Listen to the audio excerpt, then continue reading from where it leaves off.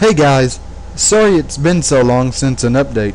I have been so busy lately, so I had a fight with my old beta, but I have a new one right now, and she is helping me Biat. She is on vacation this week, and next, so I promise I will sort the spelling mistakes out when I can.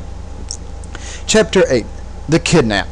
I sat alone in the changes room. I was almost naked and looked awesome with my exotic lithely hair falling down over my face like a curtain of soft yellow cream with bits of purple in it. But I didn't care how beautiful or exquisite I was anymore. Edward was gone. He had left to follow Bella to stop her from killing herself, and I was so mad. How could he leave me like that after saying Bella was a cow and he didn't like her no more? I was pissed, and the tears were falling down my face like a tepid summer rain of misery and woe. So I went home and skipped school, and I sat in my room in my black corset and leather panties, and I smoked some drugs, and I started to weep. Dave came in and he made a big smiley face. "Hi, Tia. I didn't know you were home. How was school today?" He didn't notice I was smoking drugs. He thought my cigarette of pot was a chapstick. "It sucks. My life sucks and I want to die," I screamed, and my eyes glittered with beauty. "Ooh, teenagers and their problems. Lol," he said, laughing a lot, and I knew he thought I was just some silly kid whining about homework and dumb boys and stuff. He didn't know I had killed a man and I lost the love of my life, and had made Lauren get hit by lightning, and that all of the kids at school thought I was a freak because of my face and bodies were so different from everyone else's.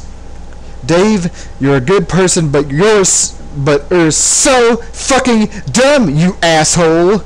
I shouted at him, and I threw my ashtray at his head without touching it. I could make stuff move when I was angry now. It was so weird. Why did this have to happen to me? "Haha, I guess you're right," he laughed. He thought I was joking. I wasn't spoiled or anything. "It's so nice having you here, Tiana. You're so pretty. I swear you're even prettier than before. And I think your boobs have grown." "Yeah, I know, they're like an E-cup now," I said. Dave smiled and he patted me on the head and left. I was so sick of being treated like a kid and no one listening to me that I got up and got dressed in a long black dress and took some pills of drugs and went to the local nightclub, which was called Pablo Nightmare. It was a goth club where all the cool people went in Forks. Bella probably never heard of it. Lol. I met Snoofles on the way and he came with me. We went to the club and got drinks and started dancing to the heavy metal music. People there stared at us because I was so different looking and Snoofles was a panda. But we didn't care. We were having so much fun and we were so drunk and had taken a lot of drugs, so my head was fuzzy like there was snow everywhere. "Hi, you're called Tiana, aren't you?" "I am Jasper, and I go to your school," said Jasper Cullen, who was tall with blonde curly hair like straw, only soft and nice and not dry. He was tall, and he was wearing a black pullover and red metal pointy shoes. And, haha, that description sounded bitter in my head. "Oh well." "Hey, whatever," I said. "Why aren't you with that girl I always see you with?" "You mean my GF Alice?" he said, and he looked suddenly very sad and started to cry and bite down hard on his lips. "What is wrong, Jasper?" I said. "The problem is I don't love her like she loves me. I am gay. And that's wrong, and I feel so horrible about it." "There's nothing wrong about being gay, Uno," I said. "Really?" he said, and he looked cocked with his mouth open. "Yeah, it's proper normal, and Snoofles is gay and everything," I said, and Snoofles waved and Jasper waved back. He smiled and we all started dancing together, and Jesper gave us some of his drugs.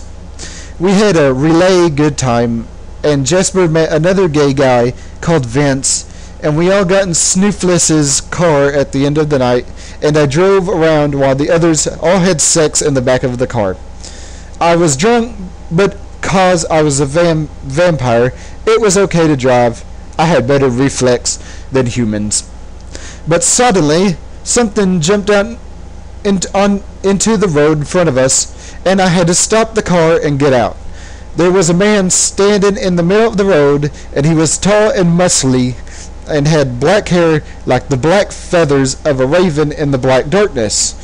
He was good looking, but he looked so angry. I got out my samurai sword. I often have it with me. But someone jammed up behind me and tore it from me. And there were like 10 people all grabbing my body in the darkness, and they put a thing over my face so I couldn't see, and they tied me up. Jasper, Snoofles, and Vince were too busy doing gay sex on each other to notice. I could hear them grunting and humping and having orgasms on each other. It was so cute, but now was so not the time. The men who had caught me took me away, and something hit me over the head, and I was unconscious. When I awoken, I had found myself in a small dark room, and the tall muscle man was in front of me.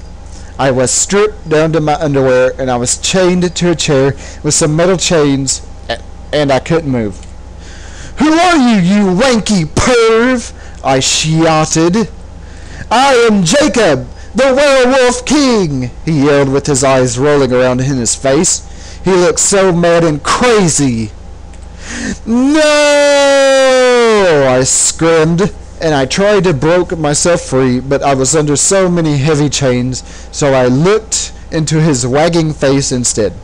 "What do you want from me? Why am I here?" I say, and I started to cry.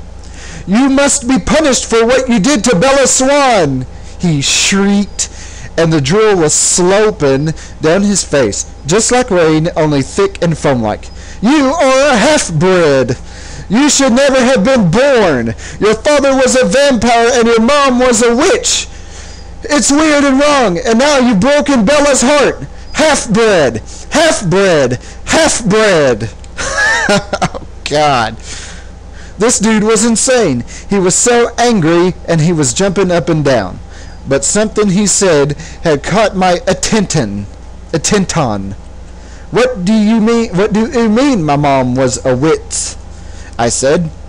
"My father used to know her. She lived here in La Push, and she was a witch, so she could make fire come from nowhere and control the weather, and talk to animals and loads of other stuff. She was a freak like ooh."